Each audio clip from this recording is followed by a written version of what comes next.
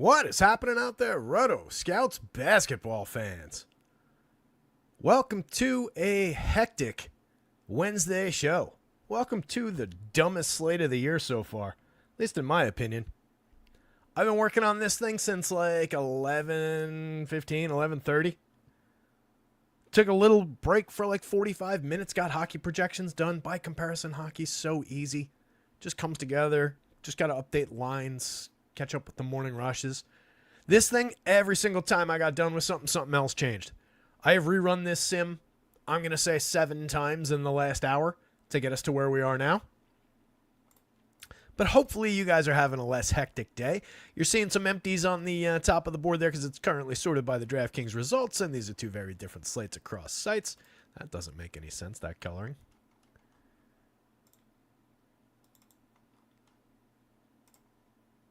Why would it be red with a sharp arrow up? That's weird.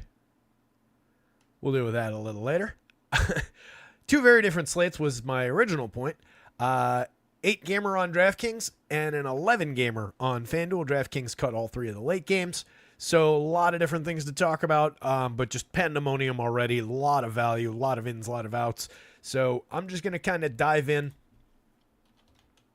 I'm going to open up the Vegas totals and talk about that just to set the stage here. And then we'll get into some of the ridiculous number of ins and outs. Indy and Orlando, 224-point total there. Orlando 1-point dogs at home. Indy pretty decent. Pieces and parts, obviously, at the upside of both of those teams in terms of your Franzes, your Halliburtons, and so on of the world. But more mix and matchy, I think, on the Indy side. I don't know that any of the mid-board guys are going to necessarily be valuable today with all of the value we have popping. OKC is favored by 14 in a home game against the Pelicans, or some version of a bunch of guys wearing Pelicans jerseys today. 225-point total there. Monster favorites for OKC. They're also missing a number of pieces, but they'll handle their business here easily against the Pellies. Bulls and the Knicks. Knicks favored by 7.5 at home, a 230.5-point total. Pretty appealing on all sides there.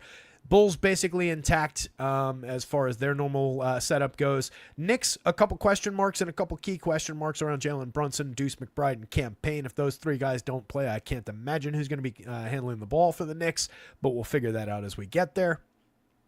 Celtics and the Nets, 9-point spread. Celtics favored on the road. It got embarrassed last night in a 1-point loss. So presumably a bounce back day for the Celts. 218.5-point total there. I like the upside on the Boston side. Maybe some pieces and parts from the Nets. They tend to land in 5%, 8% shares across all of these games so far this season.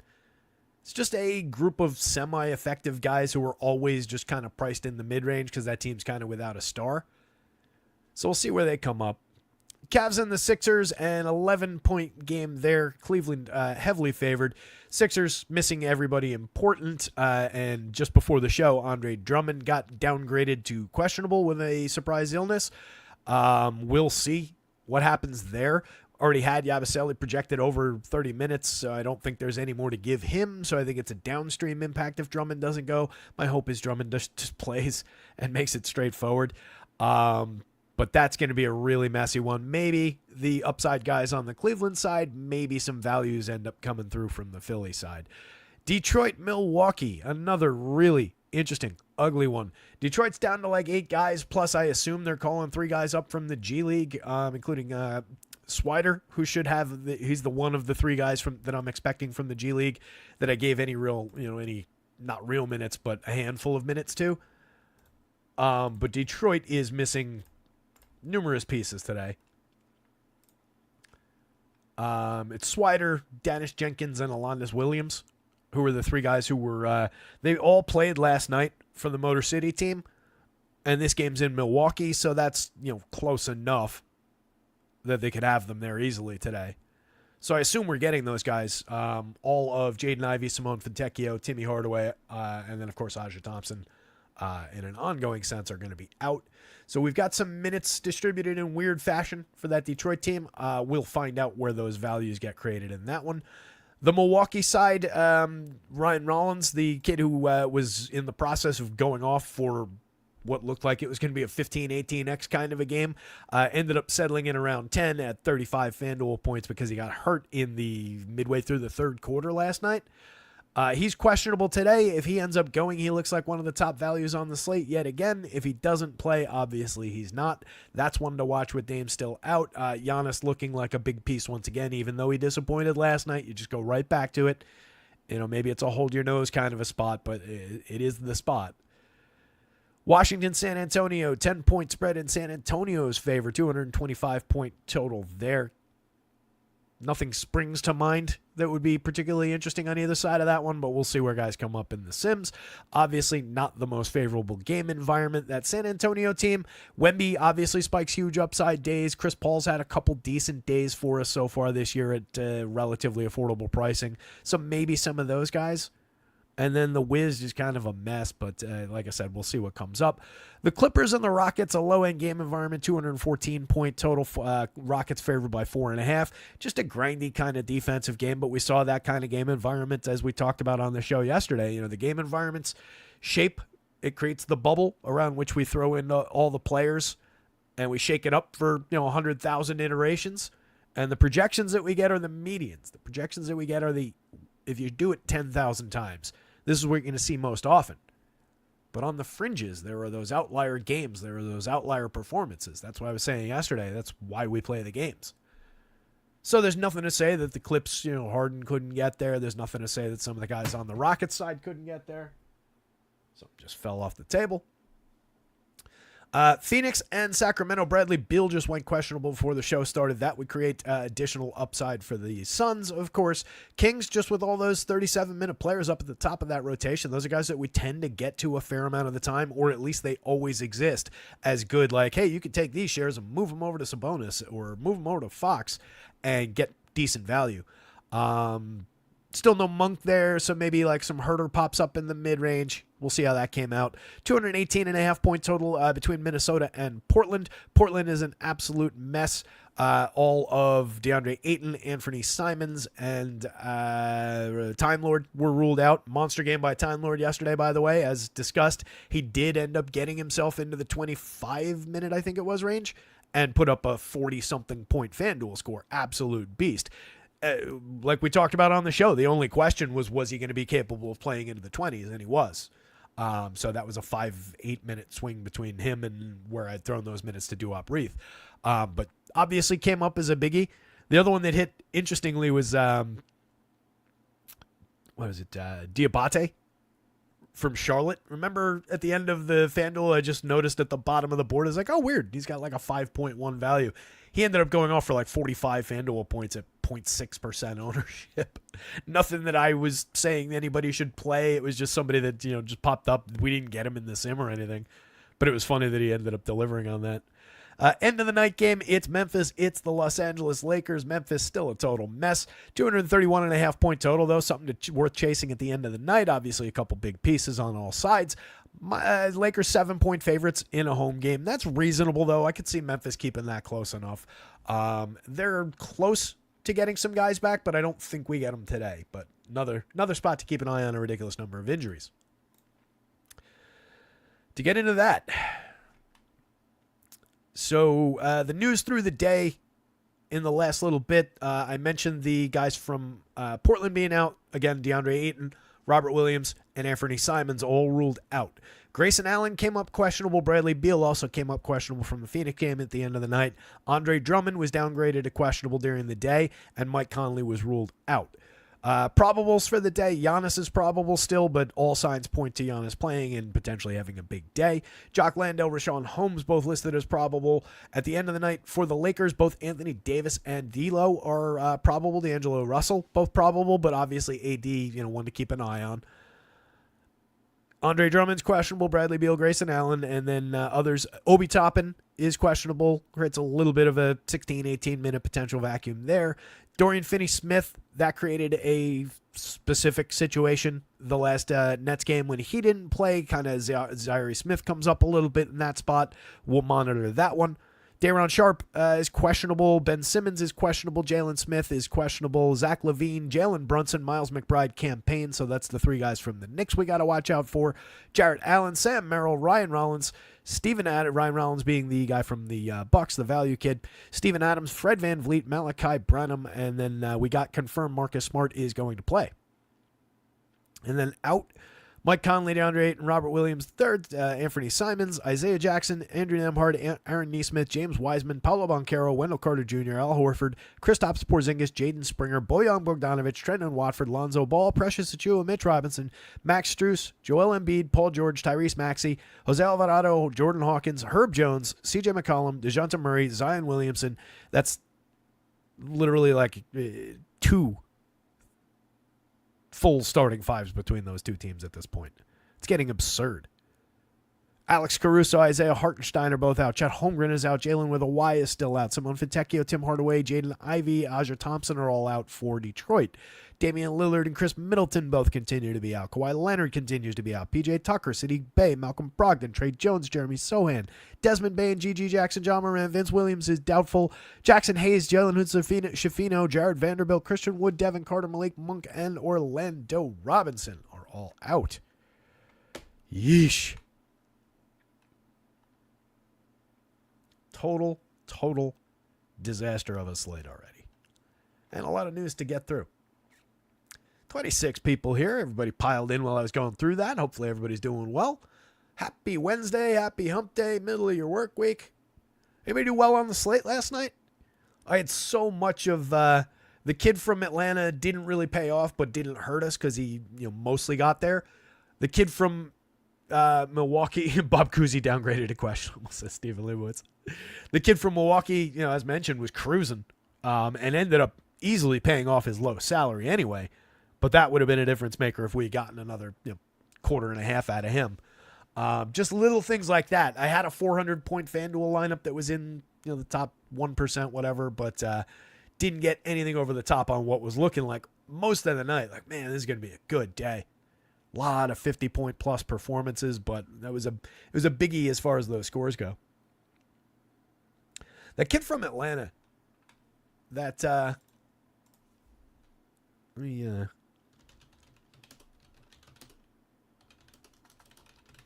know we're starting late and we got to hustle through some of this stuff, but I think it's worth talking about real quick. Let me pull it up. Keaton Wallace. Do I have a game log here? I do.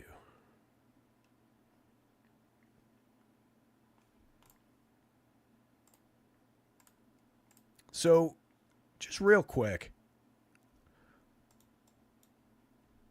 Again, he ended up putting up like 19 on the FanDuel scale. It wasn't the game we were looking for. But what we absolutely got out of Keaton Wallace for that ridiculous value price that he was at was everything that we would have wanted for the play. It just didn't work. But Keaton Wallace yesterday was absolutely the right play. He had every bit of the opportunity we were forecasting. He played 32 minutes. He took plenty of shots. Remember, I pulled up his three-point shooting. I said, well, if he plays 3 times the minutes, he's probably going to take 6 or 7 three-point attempts. He took 6. He only made 1. The difference between him having a very good game for the money and just an adequate didn't-kill-you game for the money was 2 of these threes going down. Because the kid still picked up 8 assists. He turned the ball over just twice. He came away with 7 points, just 2 rebounds. We weren't expecting much from the rebounding department. But the 8 assists was there. Overall, he shot 3 of 13, 23.1% from the field. Makes 2 more threes and one or 2 more twos. And we are cruising to a great for your money value score. So don't come away from that one thinking like, oh, Keaton Wallace, that was so dumb. Why did I go do that? That didn't work out at all. We can't listen to that stuff. That was absolutely, on the front side of lock, the right play to make. Yeah, Time Lord ended up, I was mentioning it before Beantown, Time Lord ended up just a absolute monster. And the only question was with him was whether or not we were going to get the 20-plus minutes. And we absolutely did, and he delivered. And now he's not playing today. So let's dive into this thing before we completely run out of time. My time management skills have not been great today. So we're going to sort by FanDuel positioning again, but DraftKings opto rates. Oh, and let me figure out what the hell's going on here.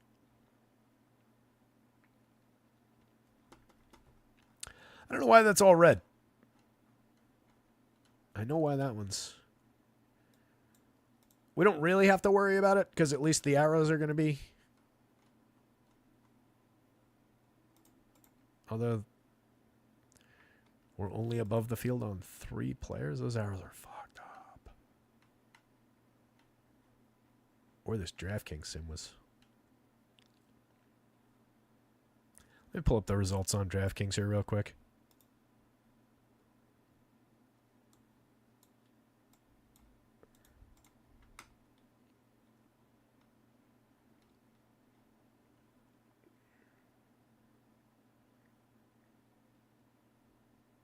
It's like super concentrated on those guys again.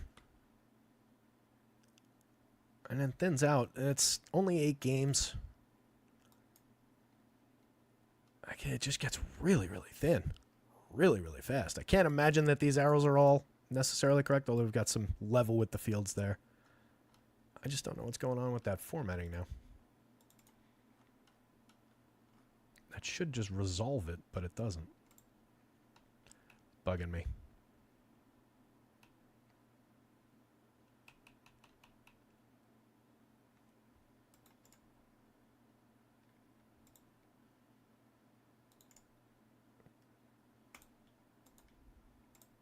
Ha! Take that. Now we're better. Yeah. And now we got more guys that are actually level with the field and everything. All right, cool.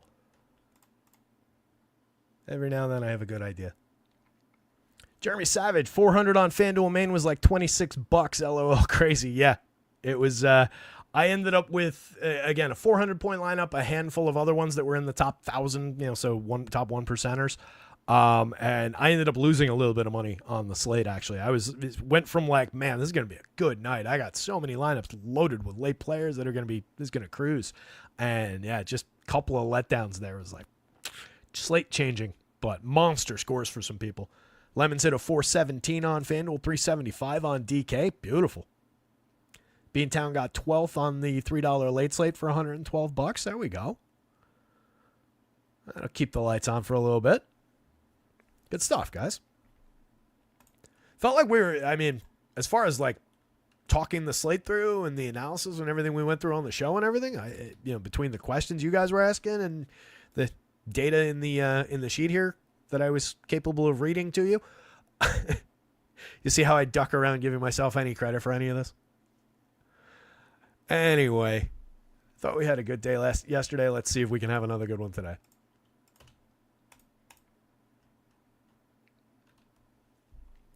So, starting with some of the just real quick differentiated guys in those late FanDuel games at the guard position. Again, sorted by FanDuel positioning, but overall by DK top 150 ownership. So, we did get some exposure to a lot of these guys. Devin Booker looking like a piece on FanDuel, 23%, a little bit above the field. Same thing with Ant. Love seeing those two players specifically in those two games coming up. I suspect we'll have the same for Domantas Sabonis. We do have a little bit of De'Aaron Fox. He's a player you can pivot into for additional shares in those late games. Or you could start out with additional shares so that you have room to pivot. He's 84, so getting the extra $500 up to Ant is probably not that difficult. Same thing up to 87 for Booker. You just need the multiple positioning open because he's a point in their different positions. Out of the 3 guys, though, this year, especially Fox at 1.05 on a little bit of reduced usage so far. A little bit more limited, I think, than the other two. I'd rather have shares of Book. I'd rather have shares of Edwards, especially for Booker if there's no Bradley Beal today. That changes that scenario, and he goes up a little bit further. So I think that's definitely interesting. Beal does land right here, just 2% of them, and obviously comes off the board if he doesn't play in that game. Scottie Pippen just came up a little bit, but we're going to watch some minutes there and make sure everything's secure as far as Memphis goes. But right now, just an is who he is looking kind of spot for Scottie. He's not particularly cheap anymore at 66. DiVincenzo, I could see a little bit of additional upside on Devo just because he does probably pick up a little bit of ball handling responsibilities with Conley out, and he's pretty good at that. So he could find his way to a few more assists. He's already got an 18.1% assist rate. And then as always with Devo, it's just about that three-point shot falling. So little potential additional room for some, 5-10% maybe. But something to keep more in mind as you're pivoting things around. Like, I don't have 71 for Bradley Beal, but oh shit, I got 6,000 for Devo. It's similar play at worst.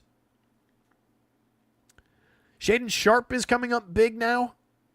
That was one that was not on the board the last time I ran this, but 4,500 now, projected at 32 minutes. He's played 4 games, 23 minutes a night, but he did go 33 the other day in their, last night, and put up 32.1 FanDuel points, and is going to be one of the few guys active for Portland today. So presumably more to do, or at least the opportunity to equal that kind of performance. Got him projected well under that kind of a performance, and he still came up like a monster. So probably worth getting to. He was 0.84 per minute last year. That's a little under this, obviously, but it's above what he's done in the 4 games so far this year. Not a comfortable play, but is very, very cheap on that slate at small forward and shooting guard. You also have Kamara at the same positioning, coming up for the exact same reasons. 0.72 per minute this year, 0.74 per minute. Between the two, at least we saw per minute a little bit better per minute performance out of Shaedon Sharpe last year. Kevin Huerter, I mentioned before, not really coming up much. 3%, well below the field on FanDuel. And then 7% of Grayson Allen, who is also questionable. Also, if he doesn't play, just creates more upside for the other guys, in addition to the downstream guys like Agbaji and so on. Going to the guys who are on both slates. Much more interesting. Sounds like Mamba had another nice night.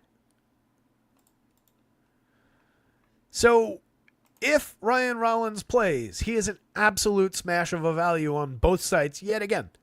He comes into the exact same situation he was in yesterday. 3,700 on FanDuel, shooting guard only. 3,000 again on DraftKings, point guard only. Paid it off like crazy. Put up 35.5 on a FanDuel scale in 22 and a half minutes yesterday. Would have played probably 30 if he hadn't gotten hurt. I've got him at 27. I can see upside into the 30 range. Downside at 24. Even if you give him 24, he would come up like crazy on both sites. Most particularly on DraftKings, but not far off the pace on FanDuel, and we got him like crazy. 92.6% on FanDuel, 84.6% on DraftKings, and way above the field on both. That did come up yesterday as the situation. He was not nearly exposed enough to the field as far as I was concerned. I had him in most of my lineups. I had Wallace and him in many of my lineups. And I think that was the correct approach yesterday. So if the field's behind the ball, behind the 8 ball again, behind the curve, not behind the 8 ball. They're behind the curve again on this value play. I'm happy to go right back to it. Jalen Noel coming up a little bit. Just missing bodies like crazy in New Orleans. 4,000 point guard only on FanDuel. We got him 56% of the time. 3,400 both guard spots on DraftKings 65% of the time. Looks like a monster value piece on both sites, but that value score on DK at 7+ when we're looking as usual for 5.5, and we've got a number of guys pulling value. That 7+ is very, very interesting. 5.85 is not nothing on FanDuel, but he's a little bit more highly priced on the FanDuel slate relative to that cap at 4,000. But a key piece on both sites, just considering cheap minutes. He's a 0.77 per minute player on a little bit of increased usage in the 4 games, 15 minutes a night that he's played so far this year. Probably settles back into this range when it's all said and done, 17, 18 average kind of usage and 0.7 per minute.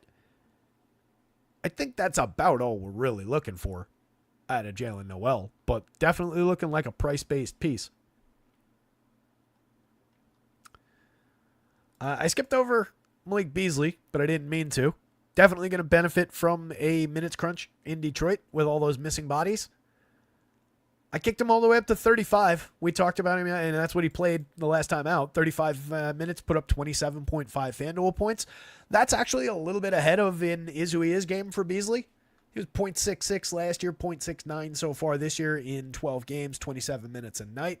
So with the assumption of more usage, and he's gotten more usage in his role, but it's a different, changing role here. Presumably there's a big upside here at price for Malik Beasley. It's just not a player I have any love for, any trust for. So it's a strong recommend on both. We're getting level with the field 32%, level with the field 42%. But it is not a comfortable spot for me to be pushing. If you have other pivots there at 42, at 46 on FanDuel with multi-position eligibility, so be it. Since we came up level with the field at these ownership marks and not like dramatically above the field like with these guys, I do think Malik Beasley is a player you can peel some shares away from and start dunking him into some of the other guys who look similar and maybe give you better per minute upside with regularity than he does. So it just depends on what you're looking for, but just projected like who he is, he looks like a piece, which is really unfortunate. SGA looking like a strong pay-up option on both sites, 24% of them, a little bit below the field on DK at 10.6, but easy enough to press the gas pedal down a little bit more for shares of SGA. He's been a 149 player on DraftKings, 150 on FanDuel. He's a legitimate 30+% usage player with a lot of other skills, obviously. Love that we're getting a lot of them. I have no issues with that spot. Jared McCain just comes up with all the missing bodies in Philadelphia. 5,200 now. I succeeded with him the other day in, I want to say it was like a 3-4 game slate. It was a shorter slate and a situation where he was going to step into like minutes like this. He's been at 0.96 so far on the season. But it's just in 17 minutes a night over 10 games. Played 30 and change the other day. Put up 27. I think this is a somewhat reasonable expectation as long as he gets that 28 to 30-ish minutes. I might have him actually a little bit high right now.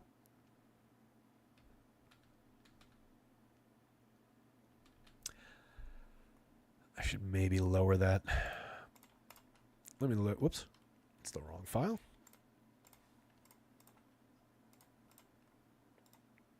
A lot of moving parts on this one. Lowering his rate after I readjusted Philly might have slipped past me. Let me make sure I did.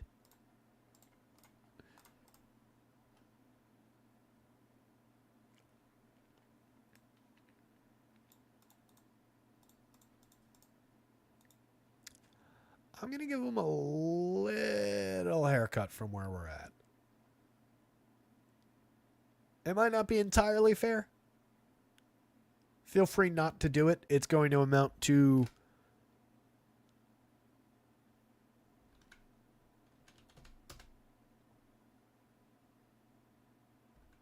Oops. That wasn't it.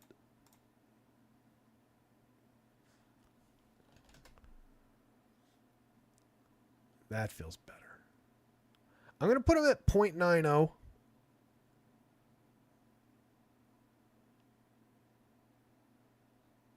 I think that's more realistic.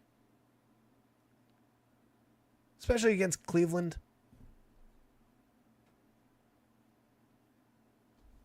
It's a matter of 1.5 fantasy points.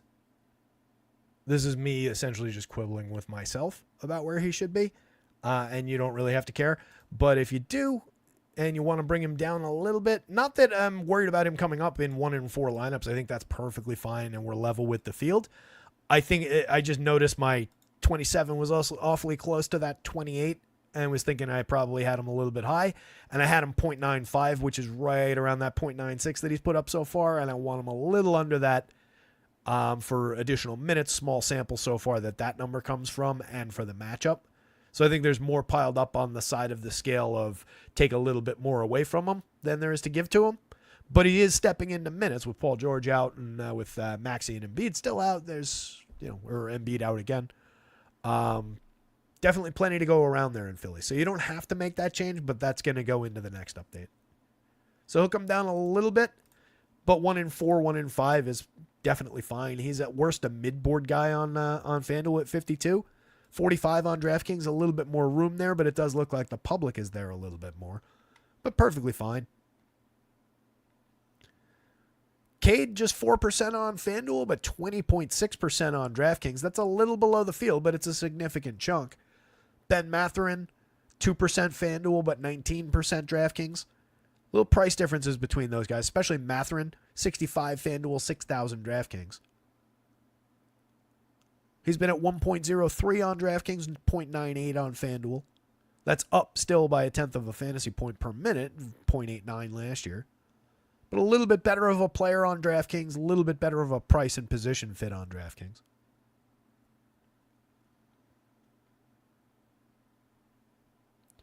Since I have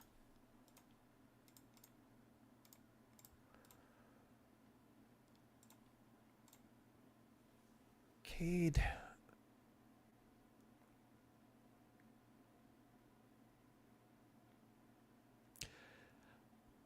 You could even, I think if I was taking a direction on Cade, I think I would take him upward, level him off with the field on DraftKings. It's probably 25, 28 somewhere compared to our 20. And maybe a little bit more Cade on FanDuel could pay. We're level with the field at 4 or 5, somewhere in that territory. So if you double that, make it 8 or 10 or something like that, just have a few additional lineups.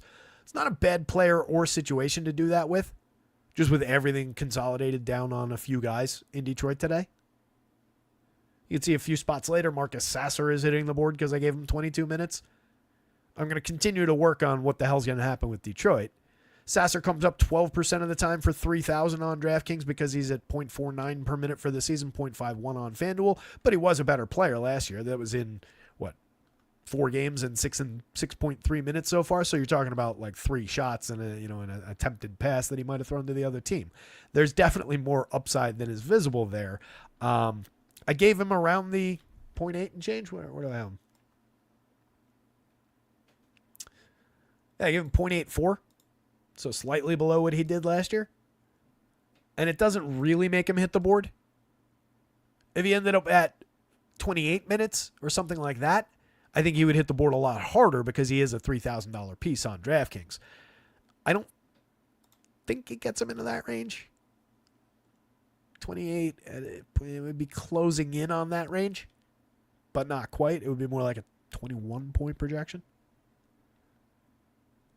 But definitely at least one to keep in mind for a mid-price guy on both sides, but not really hitting all that crazy right now.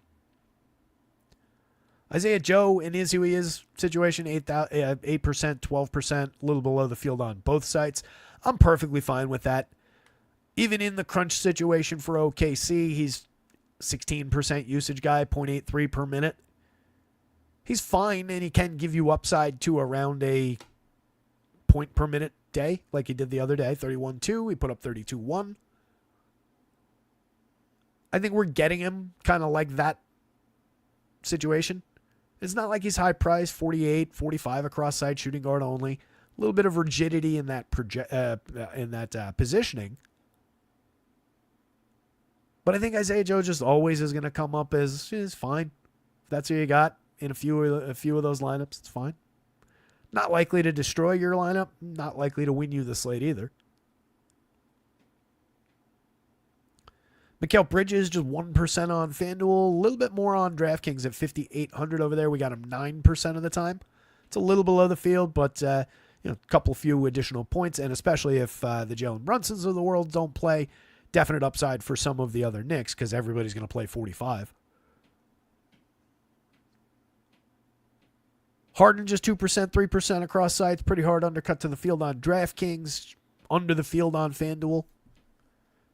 And then just looking at some outliers, we do get onesie-twosie shares of all of Harden, Jaylen Brown, Lou Dort, Zach LaVine, Dillon Brooks, Donovan Mitchell. As far as the guys that you would potentially want to take upward from those shares, and could because these are undercutting the field, but the field will still be fairly low on most of that group. I don't know if I would go Freddie VanVleet there, but he's somewhat eligible at 32. Definitely Donovan Mitchell. You can take more of. Definitely Jaylen Brown you can take more of. Cam Thomas, dealer's choice. I know people aren't wild about Cam Thomas. I'm included in that group most of the time, but he does have scoring-based upside on the right day. I don't know that this is the right day, though, to throw him at Boston. Doesn't seem like the right decision. So I would stick with the under on Cam Thomas, but if you want more Harden, I think that's totally legitimate. Not the best matchup for him either going up against Houston, but it's still James Harden, and he's done a decent amount to claw back his value this year at 1.38 DraftKings, 1.33 FanDuel points per minute so far. So definitely a couple of upside players hiding down in these single-digit guys that you can easily get some more of. Freddie VanVleet came up a little, 4% on FanDuel.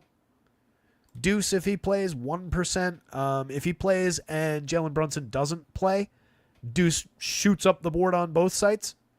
On DraftKings, we got him at 4,300 just once in our top 150.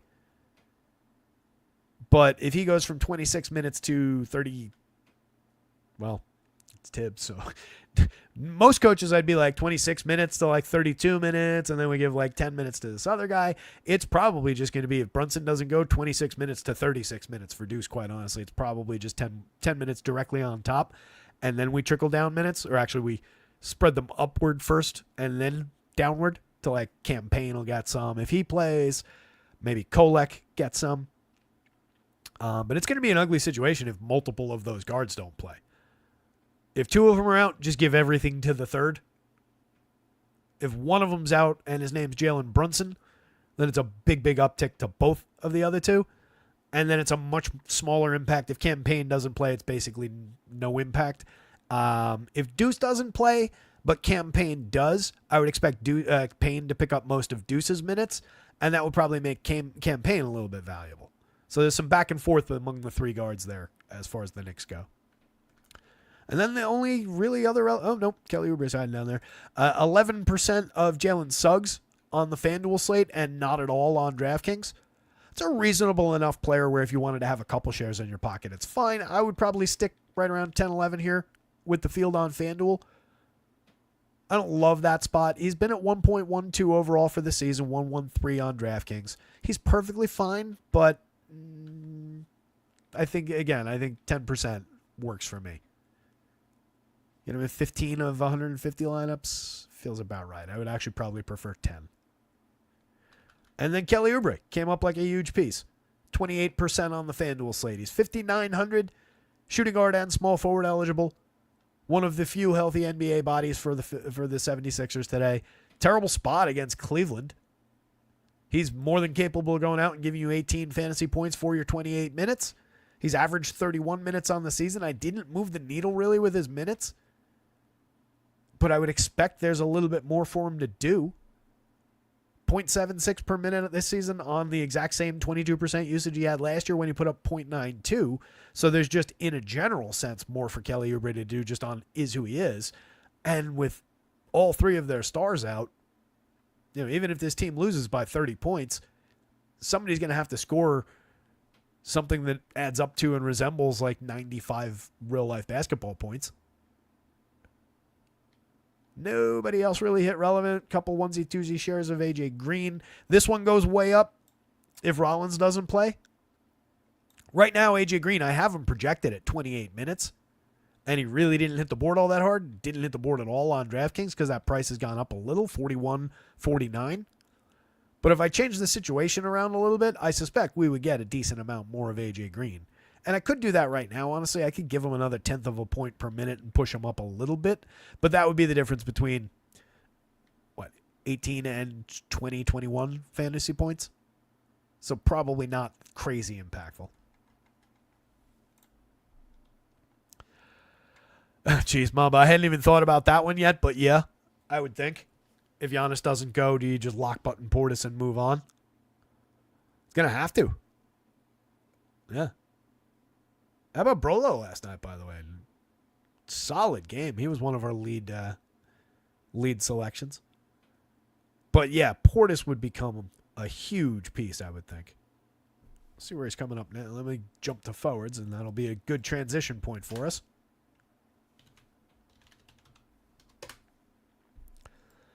Right now, didn't get him at all. Just got him as a is who he is day. 24 minutes, half under his average. He's averaged 24.4. He's put up 1.04 FanDuel points on nearly 25% usage. A little bit of a usage uptick in his minutes, but that is a slight minutes downturn overall. Last time out, though, played 18 minutes, put up 25.6 FanDuel points. He's capable of 1.5, 1.6 kind of production on the right day. So, yeah, if he steps into another 8-9 projected minutes just at 5,800 on raw projection alone, let alone the ceiling that we know he has, absolutely. I think that would be a pretty key spot. And Detroit does have their bigs. That's kind of part of the problem with Detroit is the minutes assumes that we're going to see some of Duren and Isaiah Stewart on the court at the same time. They did that a lot. Well, they did that a little bit last year, 700 plus minutes. But they haven't done that this year. And then they have Paul Reed there, who I think is capable of playing on the court at the same time as either one of those guys. And we might see for a few minutes with each of those guys. But it creates a really interesting crunch of just how those minutes are going to even function today. But I would throw that into the mix that out of everybody on Detroit, it's not a situation created by them necessarily missing their bigs because they're mostly intact there. Fontecchio's out, but those three guys are intact. Yeah, Giannis is probable. I expect he's going to go. But second game of a back-to-back, coming off of a clunker, I don't know if that means he wants a night off. I don't know if that means he wants to go out there and prove himself to the world. Prove once and for all who's more Greek. Nice. Prolo call help Mamba cash. Love it.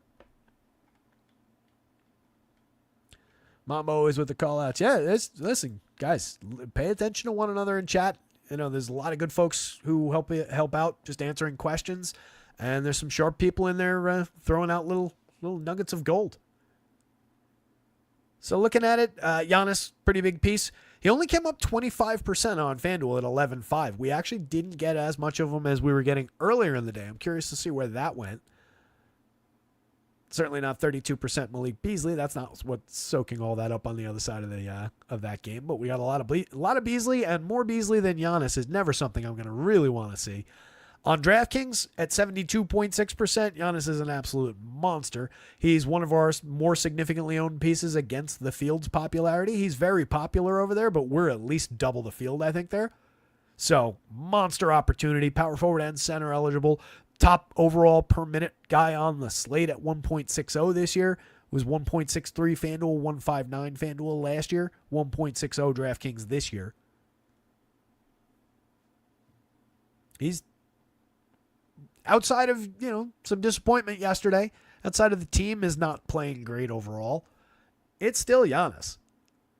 My hope would be that people go away from him more than they should coming off the bust at the same, very high price.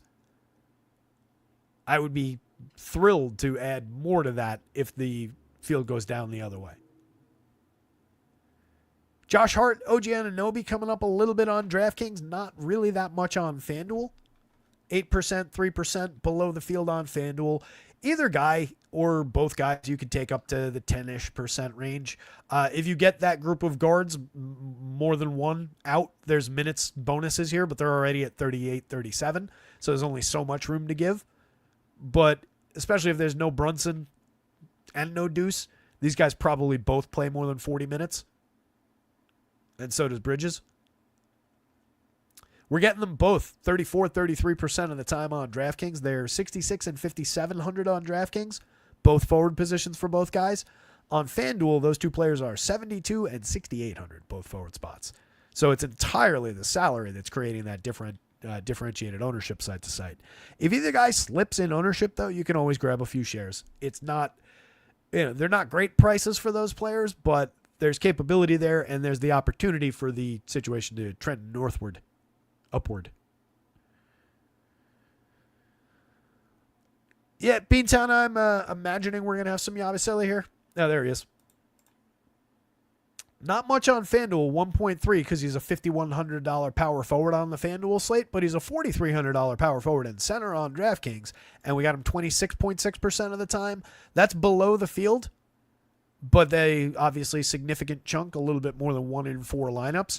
It's just a dramatically different price across sites. I already had him at 31 before the Andre Drummond news.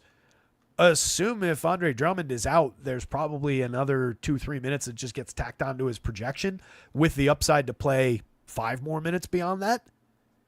I don't think he's going like 48, but there's definitely going to be room there for him to play a significant amount of minutes.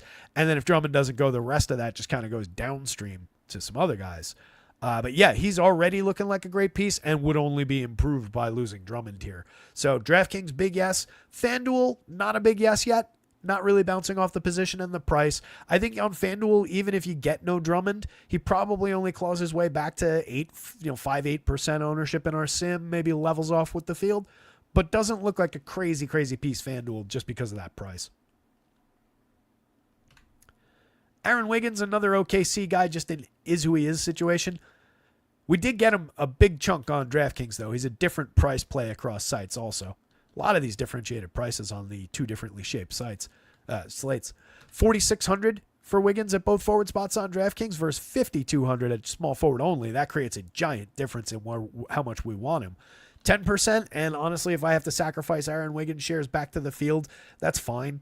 I really won't miss him that much, but I would like to at least get my 10. So I'm comfy where I am there. 32% on DraftKings. He has been a 1.0 per minute player this year, but it's only on average usage. 0.87 on a little below average usage last year. At 46, I think he's at least a moving part on DraftKings. We got him at the field at 32. So I do think it would pay to make a decision on a guy like Wiggins where go a little bit above, a little bit below, and just take a position one way or the other rather than being like dead even with the field on a play like that.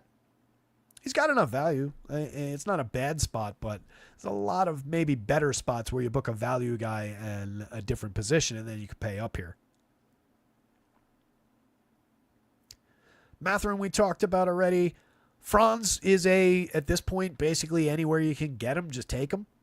Only 8,300. He's been at 1.26 per minute over 12 games so far. 1.28 per minute on DraftKings for just 8,500. A little bit better of a buy. It's about the same, really. 484 versus a 490 as far as the value score. We want a higher number here, though, so it's a slightly better value on FanDuel, but only slight. 14% exposed, a little bit below the field, but definitely a piece you could level that off with the field and not be making a mistake and potentially be buying a pretty nice ceiling. 56-1 on the FanDuel scale in just 32 minutes the other day. 18% of them on DraftKings, where he's a 1.28 per minute player. It's been terrific basically across the board this season. So happy to have more shares of Franz on either site. Definitely make sure you're booking him in at least the mid-teens range, though. Got more Wemby on DraftKings, 10-9 over there. Monster any given slate upside. Very good every slate upside, 1.50 per minute. But capable of spiking those 80, 90, 100-point games from time to time. 2% of them on FanDuel. He's 11-4 over there. It's a very different price fit. But a few additional shares, I would never say don't do it because of his just gargantuan upside. 68-8 in 34 minutes the other day, as an example. 1.71 per minute for the season last year, too. So there is upside beyond what he's done just on the average. Mikal Bridges, you can definitely take a little bit more of on DraftKings. We got him 8% but below the field over there. Or 9% but below the field, rather. We talked about him during the guard breakdown. But again, if the 3 actual guards for the Knicks are out, or the 3 lead guards, point guards for the Knicks are out, then everybody in the Bridges, OG, and Hart group is going to pick up a few additional minutes and probably be projected at 40. So there's a little extra upside if that happens. Mobley didn't really come up on FanDuel at all. 8% of them in below the field on DraftKings for just 7,800. That's another player that at that price, with power forward and center eligibility, you can take more shares of that. 8% is also fine, and it's taking a position under the field that the sim is recommending here. But if you took him up to like 15, it's not a terrible spot. He's been a 1.25 per minute player this season. Should be able to do whatever he wants against nobody in Philly. Tatum, 6% below the field. Same thing with more just, he is Jason Tatum and is a superstar. Kind of reasoning behind it. But again, if you want to double, go to 15. Perfectly fine to always grab additional shares of Jason Tatum. Not a tough matchup against Brooklyn. It's just if they do go out and handle their business today after getting embarrassed last night, then we might be a little bit more limited in fourth quarter run. Second game of a back-to-back and all. So that would be the one thing to watch, but try not to worry about that.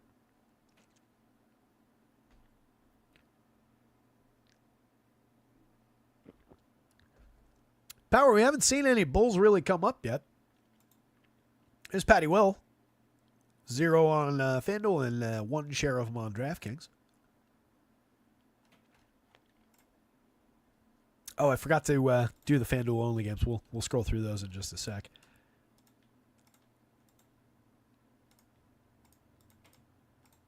Here's your Bulls. Nothing. Flat out nothing. 2% and way below the field on Zachary Levine on DraftKings. 0 on FanDuel. 2% Josh Giddey on FanDuel and below the field. 1% at Kobe White and level with the field. 1 share of Patty Williams. And then nobody else. So nope, not getting the Bulls.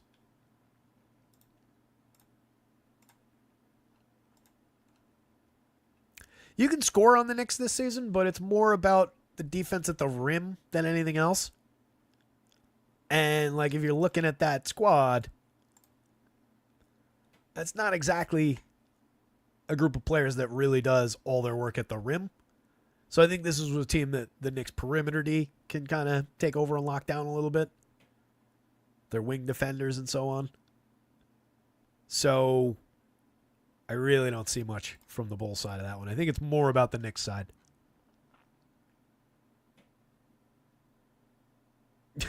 Mamba's adding 20 more lineups of Bulls. That's crazy.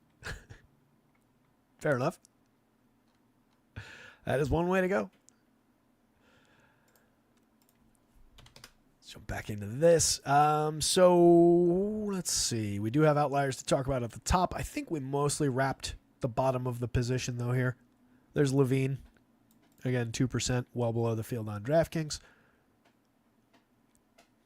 Levine just barely qualifies for like the bottom of that list. It's more like once upon a time he was a guy that I would consider kicking up additional shares of, and the version of him that we have now, maybe not so much. 1.04 per minute DraftKings, 0.97 per minute FanDuel. He's just meh. He's appropriately priced. I don't know. I don't really see it. Patrick Williams is coming off of a decent day, 35.6. He put up 33.5 the other day, but overall he's a 0.76 per minute player on 16% usage, so that doesn't exactly pop in normal situations as a value guy. Justin De Silva, we got 4% on FanDuel. We didn't really get on DraftKings. He's been getting starters run lately. Hasn't really distinguished himself, 0.60 on 13.6%. Jarrett Allen, we didn't really get on either site. It's a good player that you could take a couple of additional shares. I wouldn't exceed like 5%, but just to have a few additional, or you pop one in as your hand building or whatever, that's fine. 116 last year, 116 this year, 113 DraftKings. And then the Kelly Oubre outlier there, which we talked about in the guard spot. So forwards, real quick, that are outliers on the FanDuel only games. There's 3 games on FanDuel. Oh, Ronnie Holland didn't go through.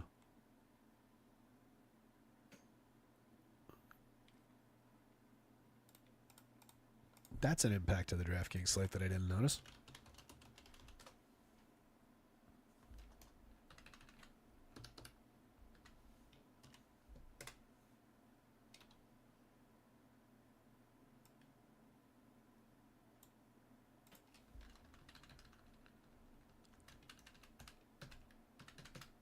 Huh.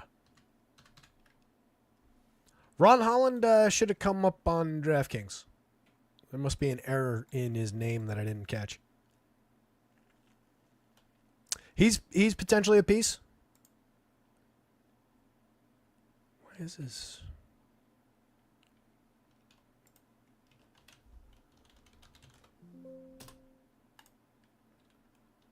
How have I not added him? Did they just change his name?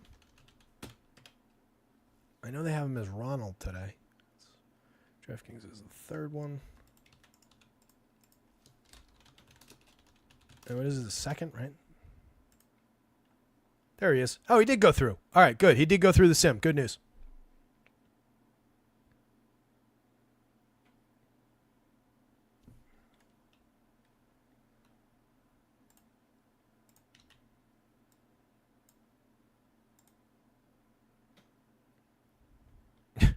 Gradually filling in here. All right, that's everything. All right, so Ron Holland is on both slates. I think he was the only other guy. Everybody else is taken care of, right? Memphis, LA, Phoenix, Acto, Minnesota, Portland. Yep. Way to pay attention, guys. Nobody's sitting there shouting at me like, where's Ron Holland? $3,000 guy, DraftKings. You guys got to keep up here, man. Lucky I noticed that. Ronnie Holland came up 54% of the time. He's a critical value on the DraftKings slate. $3,000 small forward. Got him above the field. 6.87 value score. Projected just at 20 DraftKings points, but I've got him at 28 minutes in that shortened rotation for Detroit. If we're counting him as an NBA body with his .71 per minute and 16.8% usage so far this season, they've got 3, 4, 5, 6. They've got like 8 NBA bodies today. It's the 8 guys that I have projected with any reasonable minutes, and then I threw a handful of minutes to Cole Swider and Wendell Moore. But I think Ronnie Holland is legitimately going to play into the 20s. Might have him on the high side at 28. But I don't really see where else they're going to go with it. He's been playing like mid-teens, but he's been getting regular run.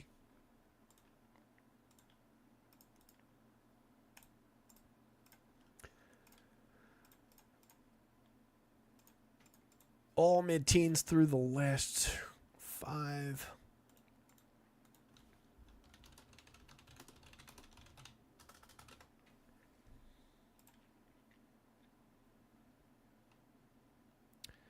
Played 22 back on the first against my Knicks, and that was his season high so far. Played 20s in the preseason. I just don't see where else it's going to go. So I think he's going to be a pretty critical value piece. If you see the projection slip, if you see him come down to the 17-point range, he's not this good a play, but he'd still be playable. If you see it go beyond that, that means I definitely changed something on the back end. I'm going to put minutes in, by the way, in the projection. Somebody asked the other day. I just got to get around to it. On FanDuel, Holland comes up 26% of the time above the field, but he's nowhere near the critical value that he looks like on DraftKings. Dead min price $3,000 over there works a lot better at small forward than $3,800 does over here. But again, 1 in 4-ish kind of lineups and above the field. Now guys who are only on the FanDuel slate, I hope. Kamara, we got him 22% of the time. I mentioned him during the guard breakdown. Same thing with Shaden Sharp we talked about during guards. Really the guys who are forward eligible, Julius Randle, 23%, level with the field. Triple J, Jaren Jackson Jr., level with the field at 32%. Either one of those guys I wouldn't mind a couple additional shares of if that's about where the field is, 35, 40-ish on Triple J. That might be pushing it, actually. Maybe taking Randle up from 23 to the 30 range would be more appropriate. But those are not bad players. 1.02 per minute for Randle so far this year in a different role out in Minnesota, but capable of going back to on any given slate with a little additional usage. He takes a few additional shots, or he picks up additional points through facilitation or rebounding or whatever. Has the trajectory to go back to the 117, 120 kind of a player that he's been. And then Jaren Jackson just is that guy. We talked about Anthony Edwards and Devin Booker. There's only upward trajectory for either of these guys. I love getting to them at least at this much. I like that we're above the field, and I think this is indicative of the fact that you can take bigger shares against the field based on where they're at, especially if Beal doesn't go. LeBron just 3%, but you could have a little bit more if you want it. 8% of Sabonis, one of the players I mentioned before. This is another one where I could take some additional shares, especially if I'm booking things off just to have some maneuverability late in the night. I don't mind having this because then if things change, that maybe sends me a path to this as an upgrade. Or at worst, I'm stuck on a very, very good player at low ownership. That 8% ownership is level with the field. So that's honestly a spot where just on the nature of who Sabonis is, his 1.24 per minute this year is 1.38 per minute last year. Just grabbing a few additional shares. If the field's at 8, I'll be at 15, and I'm fine with that. I'll take a little bit bigger of a position than the sim is. Otherwise, DeRozan is just meh. Plenty of minutes, but the production 1.07 this year, exactly the same as last year. You get the occasional upside game, 37.5 minutes, put up 48.6 FanDuel points. There's upside more often than there's ceiling. He doesn't crash the 2.5, 3 standard deviations party all that often. It's more like 1.5. I mean, nobody crashes it that often. Like it's, these are terms that are very specific meaning, but I think you guys get what I'm saying. Otherwise, Jeremy Grant, onesie, twosie shares. Devo we talked about. Nas, 13%. We see Nas from time to time, just good per minute option. Always fairly priced. But typically to pay off an actual ceiling score, needs something ahead of him to happen where he ends up playing into the 30s rather than 25, 26. So just kind of an is spot for Nas. I wouldn't mind taking a little bit less than that. Rui, 13%. Mix and match level piece from the Lakers. Nothing overly special about that spot.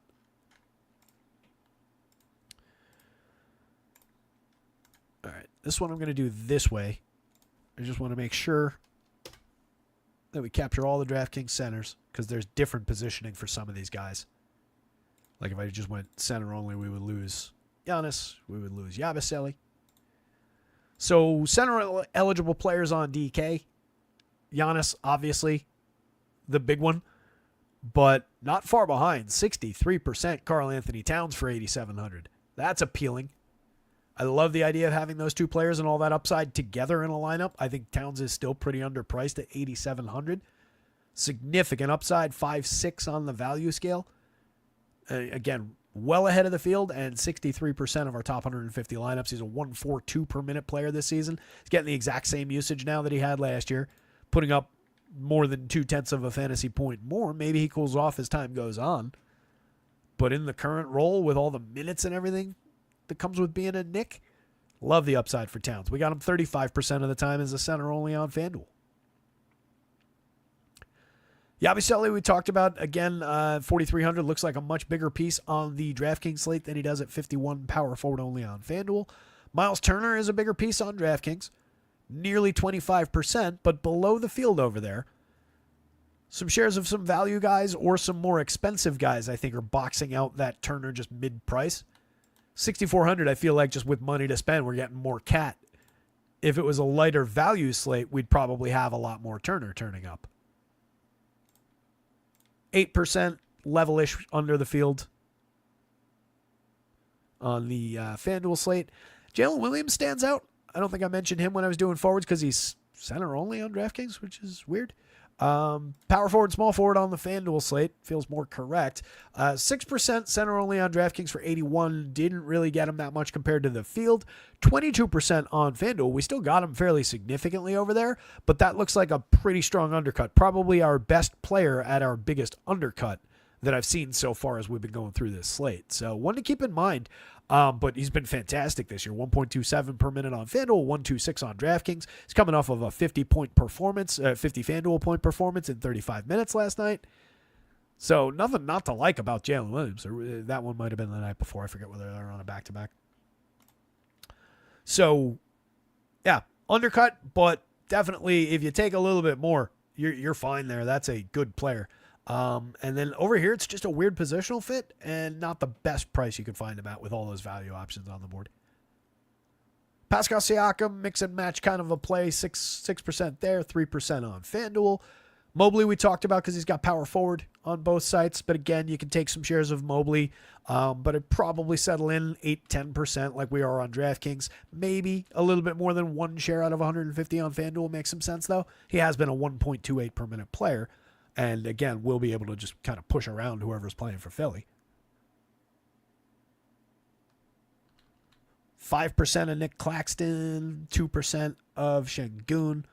If Drummond goes, we got him 2% on FanDuel, 2% on DraftKings. Really not looking like much of a piece. Kind of appropriately priced for what the production would be like. Duran didn't really come up on either site. A little bit of them on DraftKings. Goga didn't really come up. Not at all on FanDuel. A little bit of them on DraftKings. It's like 2 shares of each guy across 150. And then Zubac, just 1 share. Brook Lopez, just 1. Lopez is another one. He's not quite the same value, at least showing right now on DraftKings, as he was last night. On FanDuel, he's showing significant value. We're getting him 18% again. That's level-ish with the field, but a 5.93 value score is our highest, probably, when I resort, center value. So taking a little bit more of Brolo up to, call it 25% on FanDuel is probably fine. On DraftKings, not getting him that much against the field at 57. Probably the same thing that Turner's suffering from is just losing shares to either cheaper or more expensive guys at the position. But there's definitely upside there, and more so if Giannis doesn't go. Everybody else just 1s and 2s over here. Not that much over there. Let me put the FanDuel positioning back on the board. So to open with guys who aren't on the DraftKings slate, we talked about Nas. We talked about Triple J. We talked about AD. Those are your most significant guys. And then Sabonis. Otherwise, it doesn't look like there's, we got 7% of Rudy Gobert in less than the field. And honestly, I never really rush to get Rudy Gobert. He's the ultimate definition of a collector of fantasy points rather than a creator of fantasy points. And I'm just more inclined to go toward creators. So if I get 7%, I'm fine with it and being below the field. If I get 0% and the field's at 10 or 12, I'm probably okay with it.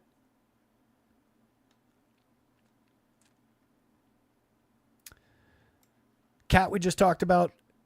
Miles Turner we just talked about. Claxton, Şengün, Drummond, Goga. I think all these guys were on that on both sites.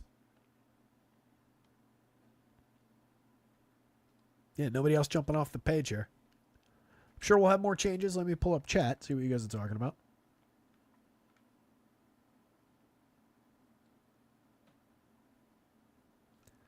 It's Pippen revenge. Travis Duarte is looking for that Pippen revenge. Going back to Booker, I think that is a very good idea. Ben Simmons confirmed out. All right. That's... I forget whether I had Simmons in or out. I do have him in. Excuse me. So we probably kick some minutes, as usual, in the direction of the 3 guys immediately below him. Insire Williams, Noah Clowney, Keon Johnson. Do we have status on DFS yet? Dorian Finney-Smith? That was another piece for them that could create additional downstream value. That'll just be a minor shift. It's 25 minutes that's just going to get distributed to guys who are already in, but it'll make a little bit better values out of some of those guys.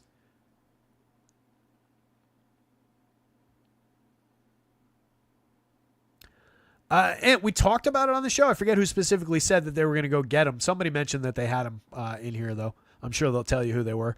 But yeah, it was a great call, and it was one that as discussed, my one big thing with it was I wasn't sure if he was going to be able to play into the 20s. But yeah, definitely got there and was a good call. Wemby is right on the board there in line 86. Mamba, right here. He's fine. It's Wemby, right? So he's always just going to bounce off of salary and other options at the position, and that will move him up and down in terms of what his shares look like. But he is easily, not only is he on the list, he's a top 5 overall member of the list, potentially top 3. of the list of players you can take more of in any given slate, regardless of how he looks math-wise. Because to your point, he could go out there and put 100 fantasy points on the slate, on any given slate. He averages 156 this year. Last year, he averaged 171. There's a guy up the board named Anthony Davis, who last year averaged 151, and this year is averaging 159. So Wemby is only slightly off the pace that AD's put up this year. He's ahead of AD's pace from last year in a per minute sense, and he blew the doors off of AD by 0.2 FanDuel points per minute last year for the season. If you want to talk about the biggest of the big stars, wherever the hell he is, Giannis last year was at 1.63. Wemby was a better per minute player last year than Giannis was on FanDuel. 156, 159. They were basically the same on DraftKings. I'm sorry, that's this year. 159, 156 this year. Look how close these three players are. Giannis, Wemby, and AD this year. 159, 156, 159. The three highest marks on this slate. 160, 150, 155. Wemby does slip a little bit comparatively to the other two on the DraftKings board just because of the nature through which he gets most of his points. He's done a little bit less scoring this year. He's gotten a little bit less usage so far this year. So it's cut into his DraftKings upside only slightly, but we're still only talking about 11 games. We're still talking about a super small sample size. So absolutely, any given slate, fire away. 40 points, 20 boards, 10 blocks. That's crazy, but it's also in play, which is the crazy part about this player. He will do that at some point. Drummond out. Is that official, Ant?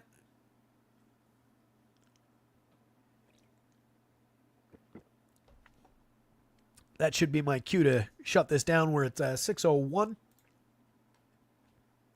Let me reload the news and make sure that's a... Jalen Brunson's a game-time decision. Andre Drummond is out. Dorian Finney-Smith is also out from the Nets, so that'll definitely create value around the Zaire Williamses of the world again. Brunson being declared a game-time decision is also interesting. I suspect he's going to play still, but he did definitely tweak his ankle last night, so that's one to watch. But, yeah, on those notes, let me punch out because I got some updating to do again.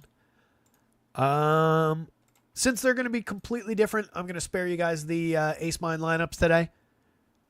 But check out acemine.io, our sim partners. Use promo code RotoScouts, all in caps, to get 20% off your first month over there.